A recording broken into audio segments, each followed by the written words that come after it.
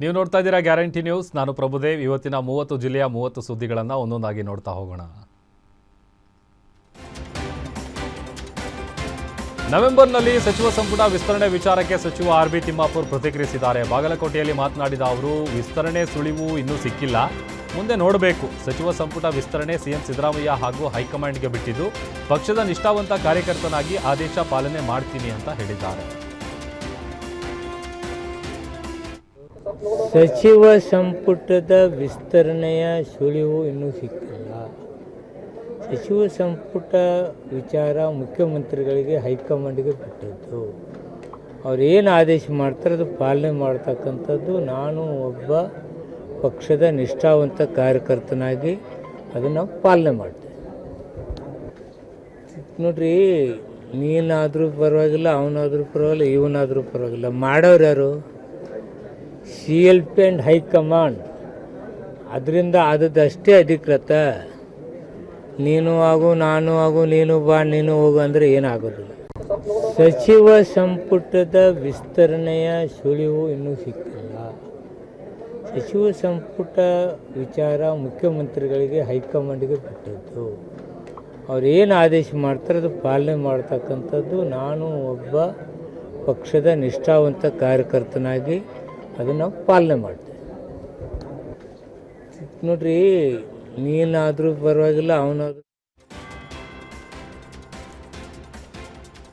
ರಾಜ್ಯದಲ್ಲಿ ನವೆಂಬರ್ ಕ್ರಾಂತಿ ವಿಚಾರಕ್ಕೆ ಮಾಜಿ ಡಿಸಿಎಂ KS ಈಶ್ವರಪ್ಪ ಪ್ರತಿಕ್ರಿಯಿಸಿದ್ದಾರೆ. ಶಿವಮೊಗ್ಗದಲ್ಲಿ ಮಾತನಾಡಿದ ಅವರು, ಕಾಂಗ್ರೆಸ್ ಪಾಳ್ಯದಲ್ಲಿ ಮುಖ್ಯಮಂತ್ರಿ ಸ್ಥಾನದ ವಿಚಾರವಾಗಿ ಯಾರೂ ಮಾತನಾಡಬಾರದು ಅಂತ ಆದೇಶಿಸಲಾಗಿದೆ. ಆದರೆ ಸ್ವತಃ ಸಿಎಂ ಸಿದ್ದರಾಮಯ್ಯನವರ ಪುತ್ರ ಯತೀಂದ್ರ ಸಿದ್ದರಾಮಯ್ಯನವರೇ ಮಾತನಾಡಿದ್ದಾರೆ. ಇನ್ನು ಸಿಎಂ ಮಗನ ಮೇಲೆ ಯಾರೂ ಕ್ರಮ ಕೈಗೊಂಡಿಲ್ಲ. ಇಡೀ ದೇಶದಲ್ಲಿ ಕಾಂಗ್ರೆಸ್ ನಿರ್ನಾಮ ಆಗಿದೆ. ನಿಮ್ಮ ರಾಜಕೀಯ ಹಿತಾಸಕ್ತಿ ಬಿಟ್ಟು ಅಭಿವೃದ್ಧಿಗಾಗಿ ಕೆಲಸ ಮಾಡಿ. ರಾಜ್ಯದ ಕಾಂಗ್ರೆಸ್ ಸರ್ಕಾರ ಸಂಪೂರ್ಣ ಪಾಪರಾಗಿ ಹೋಗಿದೆ ಅಂತ ಕಿಡಿಕಾರಿದ್ದಾರೆ. 5 ವರ್ಷ ನಾನೇ ಮುಖ್ಯಮಂತ್ರಿ. ಅವ್ರ ಮಗ ಹೇಳ್ತಿದ್ದ ಮೊನ್ನೆ ತನಕ, ನಮ್ಮ ಅಪ್ಪ 5 ವರ್ಷ ಮುಖ್ಯಮಂತ್ರಿ. ತಗೊಳ್ಳಿ, ಅವರಿಬ್ಬರ ಬಗ್ಗೆ ಕ್ರಮ ತಗೊಳ್ಳಿಗಾರೆ. ಶಿಸ್ತಿನ ಪಾರ್ಟಿ ಅಂತ ಯಾರೋ ಅನ್ಸಾರ್ ಏನೋ ಇಕ್ಬಾಲ ಯಾರೋ ಅವನು ರಾಮನಗರದ ಮೇಲೆ ಅವನಿಗೆ ನೋಟಿಸ್ ಕೊಡ್ತೀನಿ ಅಂತಂತಾರೆ. ಯಾಕೆ ಮುಖ್ಯಮಂತ್ರಿಗೆ ಕೊಡಲ್ಲ? ಯಾಕೆ ಯತೀಂದ್ರನಿಗೆ ಕೊಡಲ್ಲ? ಇದೇನಾಗಿದೆ ಕರ್ನಾಟಕ ರಾಜ್ಯದಲ್ಲಿ ಕಾಂಗ್ರೆಸ್ ಪಕ್ಷ ಇವತ್ತು, ಆ ಕಾಂಗ್ರೆಸ್ ಪಕ್ಷವೇ ದೇಶದಲ್ಲಿ ನಿರ್ನಾಮ ಆಗಿರಬೇಕಾದ್ರೆ ನಮ್ಮನ್ನು ಬಿಟ್ಟರೆ ಕಾಂಗ್ರೆಸ್ ಇಲ್ಲ, ನಾವೇ ಕಾಂಗ್ರೆಸ್ಸು. ಹಾಗಾಗಿ ವಿಧಿ ಇಲ್ಲದೆ ನಾವು ಏನು ಆಡಿದ್ರೂ ಆಟ ಅನ್ನೋದನ್ನು ಕರ್ನಾಟಕ ರಾಜ್ಯದ ಕಾಂಗ್ರೆಸ್ಸಿಗರು ಆಟ ಆಡ್ತಿದ್ದಾರೆ.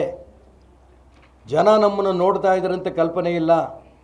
ಪ್ರತಿನಿತ್ಯ ಇವತ್ತು ಬೆಳಿಗ್ಗೆ 2 ಸಂಸ್ಥೆಯವರು ನಮ್ಮ ಮನೆಗೆ ಬಂದವರು. 2 ಸಂಸ್ಥೆಯವರು, ಸರ್ ನೀವು ಕೊಟ್ಟಂಥ ದುಡ್ಡಲ್ಲಿ ನಮ್ಮ ಬಿಲ್ಡಿಂಗ್ ಅರ್ಧಕ್ಕೆ ನಿಂತಿದೆ ಸಮುದಾಯ ಭವನ, ಅದ್ರ ದುಡ್ಡು ಬಂದಿಲ್ಲ. ಇನ್ನು ಉಳಿದಿದ್ದ ದುಡ್ಡು ದಯವಿಟ್ಟು ಏನಾರು ಮಾಡಿಕೊಡಿ. ಹಿಂದುಳಿದವರು, ದಲಿತರು ಬೊಂಬಡ ಹೊಡಿತಾ ಇದ್ದಾರೆ. ಸಮುದಾಯ ಭವನಗಳಿಗೆ ನಿಂತೋಗಿದ್ದು ಒಂದು ದುಡ್ಡು ಬಂದಿಲ್ಲ ಅಂತ. ಮುಖ್ಯಮಂತ್ರಿ ನಾನು ಹಿಂದುಳಿದ ದಲಿತ ಚಾಂಪಿಯನ್ ಅಂತಾರೆ. ಅವ್ರ ದುಡ್ಡು ಬಿಡುಗಡೆ ಆಗ್ತಿಲ್ಲ. ರಸ್ತೆಗಳು, ನಾನು ನೆನ್ನೆ ಬಿಜಾಪುರ ಬಾಗಲಕೋಟೆ ಕಡೆಯಿಂದ ಬಂದೆ. ಗುಂಡಿ ಅಂದರೆ ಗುಂಡಿ ಪೂರ್ಣ. ಶಿವಮೊಗ್ಗ ನಗರದೇನು ಪರಿಸ್ಥಿತಿ ಇದೆಯೋ ಅಲ್ಲೂ ಅದೇ ಪರಿಸ್ಥಿತಿ. ಇಡೀ ಕರ್ನಾಟಕ ರಾಜ್ಯದಲ್ಲಿ ಗುಂಡಿ ಮಯ ಹೋಗಿದೆ. ಅವರು ರಾಜ್ಯದಲ್ಲಿ ನವೆಂಬರ್ ಕ್ರಾಂತಿ ಬೆನ್ನಲ್ಲೇ ಸಿದ್ದರಬೆಟ್ಟದ ಶ್ರೀ ವೀರಭದ್ರ ಶಿವಾಚಾರ್ಯ ಸ್ವಾಮೀಜಿ ಭವಿಷ್ಯ ನುಡಿದಿದ್ದಾರೆ. ಡಾಕ್ಟರ್ ಜಿ ಪರಮೇಶ್ವರ್ಗೆ ಸಿಎಂ ಆಗುವ ಅವಕಾಶ ಬರಲಿದೆ ಅಂತ ತುಮಕೂರಿನ ಕೊರಟಗೆರೆಯ ಚಟ್ಟೇನಹಳ್ಳಿಯಲ್ಲಿ ಧಾರ್ಮಿಕ ಸಭೆಯಲ್ಲಿ ಹೇಳಿದ್ದಾರೆ. ಸಿಎಂ ಆಗಲಿ ಎನ್ನುವುದು ನಮ್ಮೆಲ್ಲರ ಹಲವು ವರ್ಷಗಳ ಬೇಡಿಕೆ ಇದೆ. ಇತ್ತೀಚೆಗೆ ಸಿಎಂ ಸ್ಥಾನದ ಬಗ್ಗೆ ಚರ್ಚೆಗಳನ್ನು ನೋಡ್ತಾ ಇದ್ದೀವಿ. ಡಾಕ್ಟರ್ ಜಿ ಪರಮೇಶ್ವರ್ ಸಿಎಂ ಆದರೆ ಎಲ್ಲರ ಆಸೆ ಈಡೇರಲಿದೆ. ರಾಜ್ಯ ಕಂಡ ಸಜ್ಜನ, ಸಂಸ್ಕಾರವಂತ, ವಿದ್ಯಾವಂತ ರಾಜಕಾರಣಿ ಅಂತ ಸ್ವಾಮೀಜಿ ಹೇಳಿದ್ದಾರೆ. ಆತರ ನಾಯಕರಾಗಿ ರಾಜ್ಯ ಮಟ್ಟದ ದೊಡ್ಡ ನಾಯಕರಾಗಿ ಬಂದಿಲ್ಲ. ಮುಂದೆ ಇನ್ನು ಯಾವತ್ತು ಬರುತ್ತೋ ಗೊತ್ತಿಲ್ಲ. ಆದ್ರೆ ದೊಡ್ಡ ಅವಕಾಶ ಇದೆ ಅನ್ನುವಂಥದ್ದನ್ನ ಈಗಾಗಲೇ ನಾವು ಪತ್ರಿಕೆಯಲ್ಲಿ ನೋಡ್ತೇವೆ. ಅವರ ಹೆಸರು ಸಹಿತ ಇವತ್ತು ಪತ್ರಿಕೆಯಲ್ಲಿ ಎಲ್ಲರೂ ಸಹಿತ ಮಾಧ್ಯಮಗಳಲ್ಲಿ ಡಾಕ್ಟರ್ ಜಿ ಪರಮೇಶ್ವರ್ ಸಹಿತ ಈ ರಾಜ್ಯವನ್ನು ನಡೆಸ್ತಕ್ಕಂಥ ನಾಯಕತ್ವ ಗುಣ ಇದೆ ಅನ್ನುವಂಥದ್ದನ್ನ ಈಗಾಗಲೇ ಮಾಧ್ಯಮಗಳಲ್ಲಿ ನಾವೆಲ್ಲ ನೋಡ್ಕೊಂಡು ಬರ್ತೇವೆ. ಅದಕ್ಕೆ ನಮ್ಮ ಕೊರಟಗೆರೆ ತಾಲೂಕಿನ ಜನ ಇವತ್ತು ತಾವೇನು ಅಭಿವೃದ್ಧಿ ಮಾಡ್ತಾ ಇದ್ರಿ, ಇನ್ನೂ ಇದರ 100 ಪಟ್ಟು ಅಭಿವೃದ್ಧಿ ಆಗಬೇಕಂದ್ರೆ ತಮಗ ಆ ಅಧಿಕಾರ ಸಿಕ್ತು ಅಂತ ಹೇಳಿದ್ರೆ ಇಡೀ ನಮ್ಮ ತಾಲೂಕು ಒಂದು 100 ವರ್ಷ ಮುಂದೆ ಹೋಗುತ್ತೆ ಅನ್ನುವಂಥದ್ದನ್ನ ನಾವ್ ಯಾರು ಸಹಿತ ಮರೆಯಬಾರದು. ಅದಕ್ಕೆ ಆ ತಾಯಿ ಗಂಗಮಾಳಮ್ಮ ತಾಯಿಯ ಸನ್ನಿಧಾನದಲ್ಲಿ ಮೈಲಾರಂಗೇಶ್ವರ ಸ್ವಾಮಿಯಲ್ಲಿ ನಮ್ಮ ಶ್ರೀ ಕ್ಷೇತ್ರ ಸಿದ್ದರಬೆಟ್ಟದ ಸಿದ್ದೇಶ್ವರ ಸ್ವಾಮಿಯಲ್ಲಿ ನಾವು ಪ್ರಾರ್ಥನೆ ಮಾಡ್ತೇವೆ. ನಾವು ಅದೊಂದು ಸ್ಥಾನವನ್ನು ಅಲಂಕರಿಸಿ ಏನು ಎರಡೂ ತಾಲೂಕು ನಿಮಗೂ ರಾಜಕೀಯವಾಗಿ ನಿಮಗೇನು ಬೆಳೆಸಿದ್ದೇವೆ, ಮಧುಗಿರಿ ತಾಲೂಕಾಗಿರ್ಬೋದು, ದೊಡ್ಡಗೆರೆ ತಾಲೂಕಾಗಿರ್ಬೋದು, ಇಡೀ ಜಿಲ್ಲೆಯನ್ನೇ ಒಂದು ಸಮಗ್ರ ಅಭಿವೃದ್ಧಿಯನ್ನ ಮಾಡೋದ್ರ ಮುಖಾಂತರವಾಗಿ ಈ ಜಿಲ್ಲೆಯನ್ನ ಒಂದು ಹೆಸರನ್ನು ತರಬೇಕು.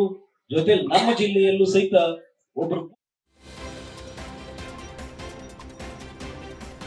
ಆರ್ಎಸ್ಎಸ್ 100 ವರ್ಷ ತುಂಬಿದ ಹಿನ್ನೆಲೆ ನೆಲಮಂಗಲದಲ್ಲಿ ಪಥಸಂಚಲನ ನಡೆಸಲಾಯಿತು. ಪಥಸಂಚಲನದ ವೇಳೆ ಮಸೀದಿಯಿಂದ ಅಜಾನ್ ಕೂಗು ಕೇಳಿಬಂದಿದ್ದು, ಅಜಾನ್ ಕೂಗುವ ವೇಳೆ ಮಾರ್ಗ ಮಧ್ಯದಲ್ಲಿ ಪಥಸಂಚಲನ ನಿಲ್ಲಿಸಲಾಗಿತ್ತು.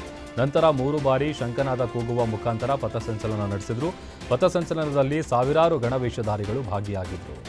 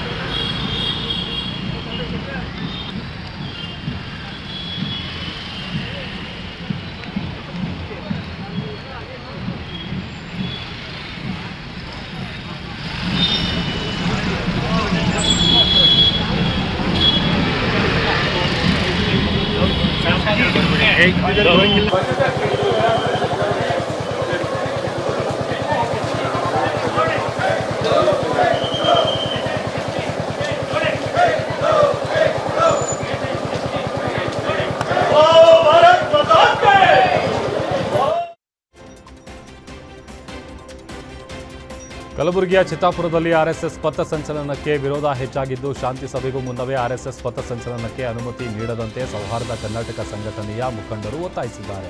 ಲಾಠಿ ಹಿಡಿದು ಪಥಸಂಚಲನ ಮಾಡುವುದು ಪ್ರಚೋದನಕಾರಿ ಕೃತ್ಯ. ಲಾಠಿ ಹಿಡಿದು ಮೆರವಣಿಗೆ ಮಾಡಿದರೆ ಸಮಾಜದಲ್ಲಿ ಭಯದ ವಾತಾವರಣ ನಿರ್ಮಾಣ ಆಗುತ್ತೆ. ಆರ್ಎಸ್ಎಸ್ ಕಾರ್ಯಕ್ರಮದಲ್ಲಿ ದ್ವೇಷದ ಭಾಷಣ ಮಾಡಲಾಗುತ್ತೆ. ಯಾವುದೇ ಕಾರಣಕ್ಕೂ ಜಿಲ್ಲಾಡಳಿತವಾಗಲಿ ಹಾಗೂ ಹೈಕೋರ್ಟ್ ಆಗಲಿ ಅನುಮತಿ ಕೊಡಬಾರದು ಅಂತ ಆಕ್ರೋಶ ವ್ಯಕ್ತಪಡಿಸಿದ್ದಾರೆ. ಆಡಳಿತಕ್ಕೆ ಮನವಿ ಏನು ಮಾಡ್ತಾ ಇದ್ದೀವಿ ಅಂದರೆ, ಈಗ ಚಿತ್ತಾಪುರದಲ್ಲಿ ವಾತಾವರಣ ಅಷ್ಟು ಸರಿಗಿಲ್ಲ.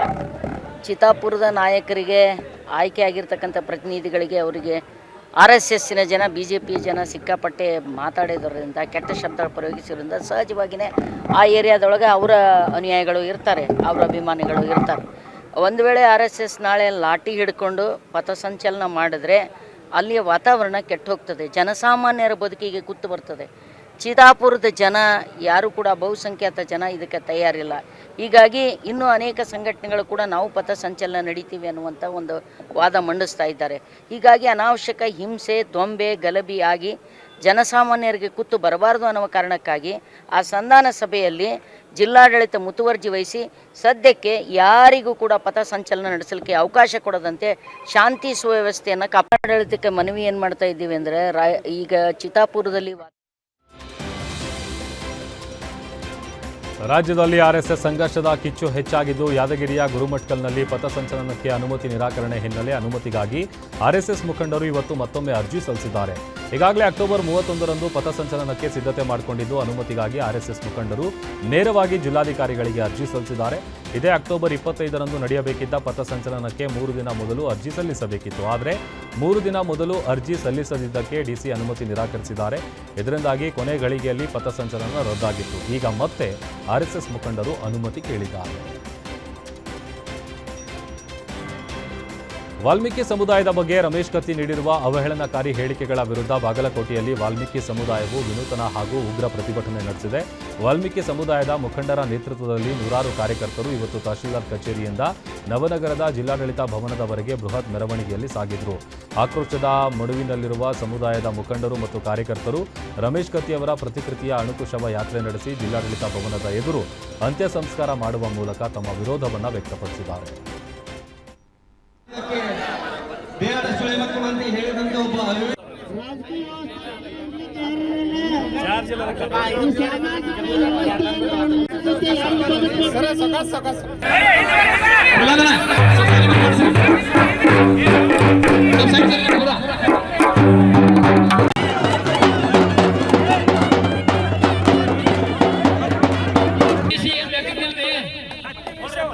ahora la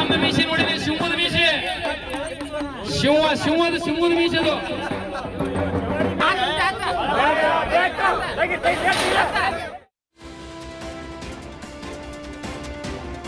ಅತ್ತ ಮಂಡ್ಯದಲ್ಲಿ ರಮೇಶ್ ಕತ್ತಿ ವಿರುದ್ಧ ಹೋರಾಟದ ಕಿಚ್ಚು ಹೆಚ್ಚಾಗಿದೆ. ವಾಲ್ಮೀಕಿ ಸಮುದಾಯದ ಬಗ್ಗೆ ಅವಹೇಳನ ಹೇಳಿಕೆ ಹಿನ್ನೆಲೆ ಮಳವಳ್ಳಿಯ ಸತೀಶ್ ಜಾರಕಿಹೊಳಿ ಬೆಂಬಲಿಗರು ಬೃಹತ್ ಪ್ರತಿಭಟನೆ ನಡೆಸಿದ್ದಾರೆ.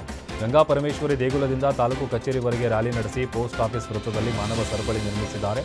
ರಮೇಶ್ ಕತ್ತಿ ಪ್ರತಿಕೃತಿ ದಹಿಸಿ ಧಿಕ್ಕಾರ ಕೂಗಿ ತಮ್ಮ ಆಕ್ರೋಶ ವ್ಯಕ್ತಪಡಿಸಿದ್ದಾರೆ. ಬಳಿಕ ಜಾತಿ ನಿಂದನೆ ಕೇಸ್ ದಾಖಲಿಸಿ ಕ್ರಮಕ್ಕೆ ತಹಶೀಲ್ದಾರ್ಗೆ ಮನವಿ ಮಾಡಿದ್ದಾರೆ.